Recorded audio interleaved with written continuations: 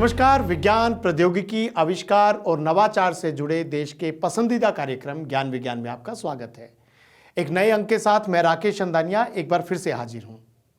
आज आपको बताएंगे इंडोर एयर क्वालिटी को बेहतर बनाने वाले एक डिवाइस के बारे में और जानेंगे क्या खास है कॉम्पैक्ट इलेक्ट्रिक ट्रैक्टर में। विज्ञान जगत से जुड़ी महत्वपूर्ण खबरें और भी होगी, लेकिन सबसे पहले नजर डालते हैं इस अंक की सुर्खियों पर। इंडोर एयर क्वालिटी की गुणवत्ता में सुधार करने वाला डिवाइस विकसित, हानिकारक पैथोजन को 99% तक नष्ट करने में प्रभावी।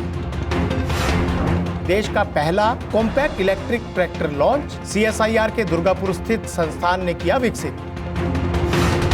देश दुनिया में विज्ञान जगत की ताजा अपडेट आइए जानते हैं साइंस एक्सप्रेस में। और विज्ञान के इतिहास में इस हफ्ते कौन सा दिन क्यों है महत्वपूर्ण, जानिए हिस्ट्री ऑफ साइंस में। और अब खबरें विस्तार से। हम भोजन की तुलना में 8 गुना और पानी की तुलना में 4 गुना ज्यादा वायु या ऑक्सीजन रोजाना सांस के साथ अपने अंदर लेते हैं। लेकिन ऑक्सीजन के साथ साथ काफी सारा प्रदूषण भी हमारे शरीर में प्रवेश कर गंभीर बीमारियां उत्पन्न करता है। ऐसे में IIT जोधपुर के शोधकर्ताओं ने एक ऐसा डिवाइस विकसित किया है जो विशेष रूप से इंडोर एयर क्वालिटी को सुधारने में मददगार साबित हो सकता है। कैसे, आइए जानते हैं ज्ञान विज्ञान की इस रिपोर्ट में।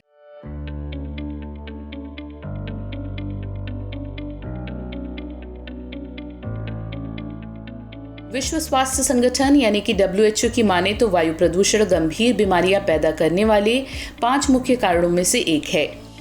बात अगर इंडोर ऑक्सीजन की करें तो ये बाहरी ऑक्सीजन की तुलना में 2 से 5 गुना अधिक प्रदूषित होती है। वहीं उपाय के रूप में इस्तेमाल होने वाले इंडोर एयर प्यूरिफाइंग डिवाइसेस लंबे समय तक जीवित रहने वाले विषाणुओं और छोटे एरोसोल्स को प्रभावी रूप से खत्म नहीं कर पाते। इसी कड़ी में इंडोर एयर की गुणवत्ता में सुधार करने के लिए भारतीय प्रौद्योगिकी संस्थान जोधपुर के शोधकर्ताओं ने कोल्ड प्लाज्मा डिटर्जेंट इन एनवायरनमेंट यानी कि कोड नाम का एक डिवाइस विकसित किया है।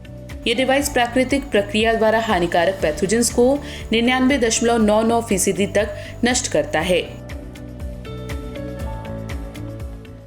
इसका जो एडवांटेज है वो ये है कि ये नेचुरल प्रोसेस से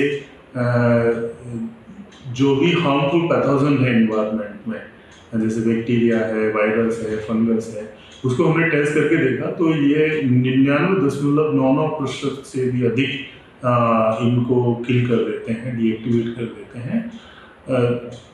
इस डिवाइस को हमने दूसरे जो विश्व स्तर की और भी जितनी भी अवेलेबल डिवाइस उनके साथ में कंपेयर करके देखा तो हमने ये पाया कि इसकी एफिशिएंसी जो भी अभी अवेलेबल है उनसे सबसे बेहतर है। IIT जोधपुर के शोधकर्ताओं द्वारा विकसित ये अनोखा डिवाइस वातावरण में ऑप्टिमम कॉन्सेंट्रेशन के साथ कोल्ड प्लाज्मा डिटर्जेंट उत्पन्न करता है। ये वातावरण में पॉजिटिव और नेगेटिव चार्जेस को प्रकृति के अनुसार बैलेंस करने के लिए क्वासी न्यूट्रल इलेक्ट्रिक एटमॉस्फेयर उत्पन्न करता है। इस तकनीक के आयंस 25 सेकंड से अधिक समय तक एक्टिव रहते हैं ताकि लंबे समय तक जीवित रहने वाले रोगाणुओं को प्रभावी रूप से निष्क्रिय किया जा सके। ये बैक्टीरिया, फंगस और वायरस को निष्क्रिय करता है और साथ ही धूल और परागकणों को भी आसानी से पकड़ता है। अभी हम प्लान किए हैं एम्स जोधपुर में डायरेक्ट पेशेंट्स पे टेस्ट करेंगे और उसके टेस्ट के बाद जैसे ही टेस्ट कंप्लीट होते हैं हम इस प्रोडक्ट को मार्केट में उतार देंगे। हम लोगों ने एक स्टार्टअप कंपनी शुरू की है, Divya plasma solution private limited, उसके माध्यम से। ये खास तौर से बहुत ही यूजफुल होगा जहाँ भी इंडोर इन्वायरमेंट्स हैं, जैसे जहाँ क्रॉस कंटामिनेशन की समस्याएं होती हैं, जैसे आपका हॉस्पिटल है, जैसे आपके होटल्स हैं, बसेस हैं, ट्रेन्स हैं, शॉपिंग मॉल्स हैं, तो इन जहाँ पब्लिक ज़्यादा है उन सब जगहों पे ये बहुत बहुत यूजफुल होने वाला है। शोधकर्ताओं ने कोविड महामारी के दौरान घर के वातावरण को शुद्ध करने के लिए इस तकनीक पर शोध करना शुरू किया था और 3 साल के अध्ययन के बाद ये डिवाइस बनाने में सफल हुए। शोध के नतीजों को नेचर साइंटिफिक रिपोर्ट्स जर्नल में प्रकाशित किया गया है। शोधकर्ताओं का मानना है कि ये डिवाइस अस्पतालों में संक्रमण को कम करने के लिए बहुत ही उपयोगी साबित हो सकता है और साथ ही इसका उपयोग घर और सार्वजनिक स्थानों में भी किया जा सकता है।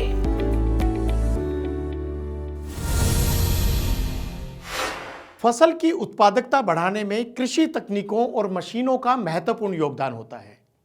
इन्हीं में से एक है ट्रैक्टर, जो कृषि के लिए बेहद उपयोगी होता है।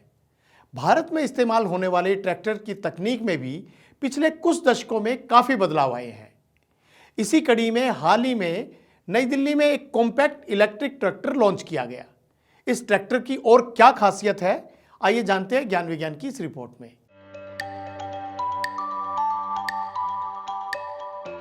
CSIR central mechanical engineering research institute Durgapur ने देश का पहला कॉम्पैक्ट इलेक्ट्रिक ट्रैक्टर लॉन्च किया है, जिसे स्वदेशी रूप से विकसित किया गया है। कृषि के लिए विकसित इस ट्रैक्टर को CSIR प्राइमा 11 नाम दिया गया है, जिसकी बेस पावर 11 हॉर्स पावर है और ये N1 ट्रैक्टर की श्रेणी में आता है। गौरतलब है कि CSIR CMERI पिछले कई दशकों से भारतीय ट्रैक्टरों के तकनीकी विकास में अहम योगदान देता आया है और अब इस क्षेत्र में उन्नत तकनीकों का इस्तेमाल करते हुए इलेक्ट्रिक ट्रैक्टर विकसित किया है। Central Mechanical Engineering Research Institute Durgapur, one of the constituents of CSIR, is having glorious past in tractors development. Its journey started with the first indigenously developed Swaraj tractor in 1965, then followed by our contribution in Sonalika and Krishi Shakti tractors. To take the legacy to the next level, CMRS started working with the advanced technology in tractor. In result, this electric tractor has been developed. CSIR prima 11 tractor की खास बात यह है कि ये पूरी तरह से बिजली से संचालित होता है, जिसके कारण ये शून्य उत्सर्जन करता है। किसान पारंपरिक घरेलू सॉकेट का इस्तेमाल करते हुए ट्रैक्टर को 7 से 8 घंटे में चार्ज कर सकते हैं और खेत में 4 घंटे से अधिक समय तक चला सकते हैं। वहीं आम ढुलाई वाले काम के लिए वे इसे 6 घंटे तक इस्तेमाल में ला सकते हैं। इस ट्रैक्टर को सेमी सिंक्रोनाइज कॉन्सेप्ट गियरिंग और हाइड्रोलिक लिफ्टिंग फैसिलिटी के साथ विकसित किया गया है, जो 500 किलोग्राम तक के वजन को आसानी से उठा सकता है। वहीं इसकी टोइंग कैपेसिटी 1.8 टन और अधिकतम गति 25 किलोमीटर प्रति घंटा है। ये electric tractor prismatic cell configuration के साथ लिथियम आयन बैटरी से लैस है। इस ट्रैक्टर में V2L पोर्ट का प्रावधान भी है, जो उपयोगकर्ताओं को पंपिंग आदि कार्यों के लिए इसकी बैटरी पावर का उपयोग करने में सक्षम बनाता है। Another USP of this technology is that it's women friendly. To achieve that, we have given special attention in ergonomics, replacement of the mechanical lever with electronic switches, to name a few. The farmers can charge the tractor using the conventional home charging socket in 7 to 8 hours and operate the tractors more than 4 hours in the field. Otherwise, tractor can run more than 6 hours in case of normal haulage operations. We have seen that usual practice of farmers in India that they start work from morning and at noon they take usually rest, and during this time they can charge the tractor so that they can again use it for their work in the afternoon. Diesel tractor की तुलना में उन्नत design वाले इस electric tractor का इस्तेमाल कर किसान परिचालन लागत को कम कर सकते हैं। फिलहाल इस इलेक्ट्रिक ट्रैक्टर की टेक्नोलॉजी का लाइसेंस हैदराबाद स्थित एक कंपनी को दिया गया है, जो जल्द ही इसकी कमर्शियल मैन्युफैक्चरिंग शुरू कर देगी।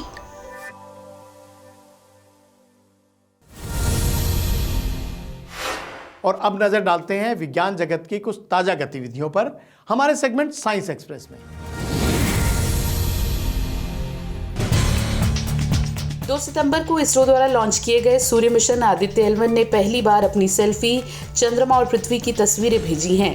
सेल्फी में आदित्य L1 के 2 महत्वपूर्ण payloads visible emission line coronagraph और solar ultraviolet imaging telescope SUIT दिखाई दे रहे हैं। तो वहीं स्पेसक्राफ्ट के ऑनबोर्ड कैमरा द्वारा खींची गई तस्वीर में पृथ्वी और चंद्रमा दिखाई दे रहे हैं। ये सभी तस्वीरें इसरो द्वारा सोशल मीडिया पर साझा की गई हैं।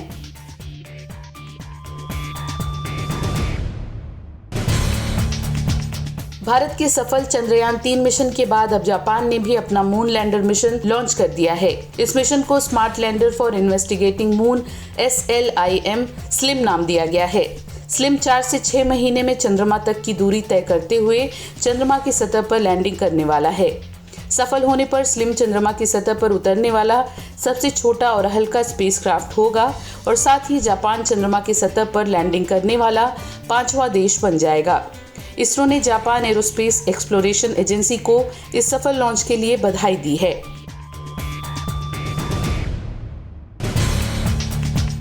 भारतीय मूल के वैज्ञानिकों की अगुवाई में यूएस के वैज्ञानिकों की एक टीम ने एक नई तरह का सरफेस ट्रीटमेंट विकसित किया है जो इंटरनेशनल स्पेस स्टेशन में माइक्रोबियल और फंगल ग्रोथ को कम करने में मदद कर सकता है। Mats of microbial and fungal growth, जिन्हें बायोफिल्म के नाम से जाना जाता है, वाटर फिल्टर सिस्टम के नल को बंद कर सकते हैं या फिर पानी में पहुंचकर लोगों को बीमार कर सकते हैं।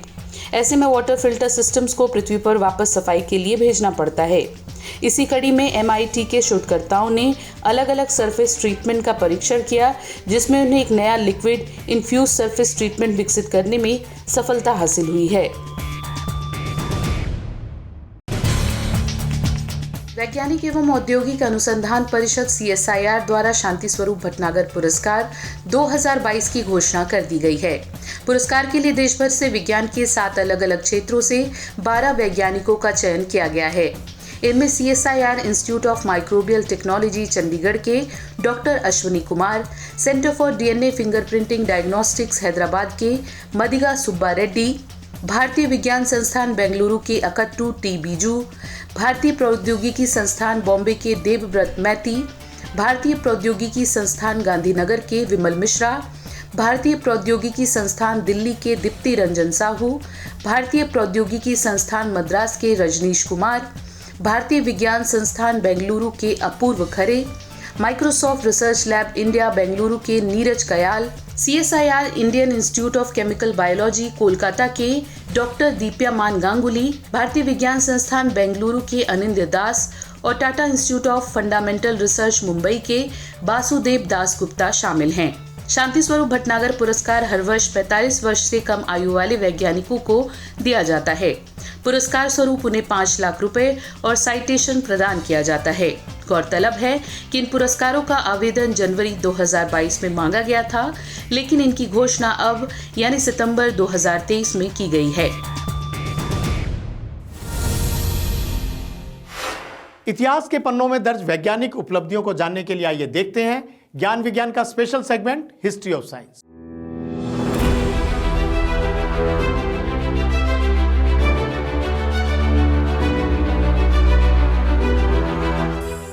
सितंबर 1954 को जॉन बेकस के नेतृत्व में एक टीम ने पहला सफल फोर्ट्रॉन प्रोग्राम चलाया। फोर्ट्रॉन फॉर्मूला ट्रांसलेटर का शॉर्ट फॉर्म है और इसे IBM 704 मेनफ्रेम कंप्यूटर की प्रोग्रामिंग के लिए विकसित किया गया था।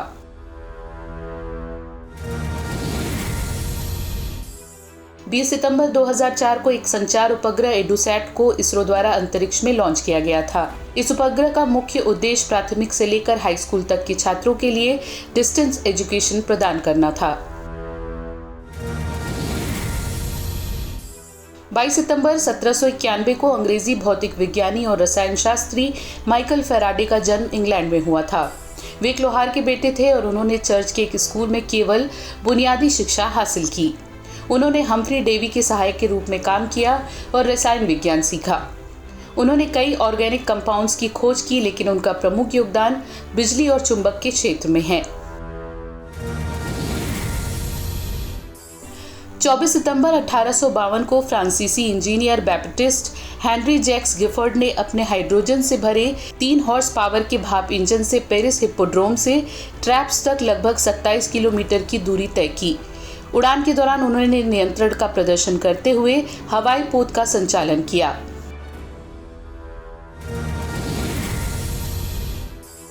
26 सितंबर 1942 को council of scientific and industrial research CSIR की भारत सरकार द्वारा स्वायत्त संस्थान के रूप में स्थापना की गई।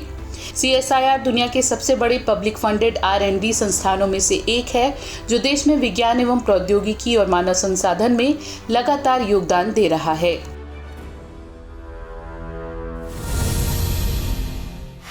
तो आज के अंक में बस इतना ही। विज्ञान, प्रौद्योगिकी, नवाचार और आविष्कार की ताजा जानकारियों के साथ अगले हफ्ते आपसे फिर होगी मुलाकात। तो बने रहिए हमारे साथ वैज्ञानिक सोच के साथ। नमस्कार।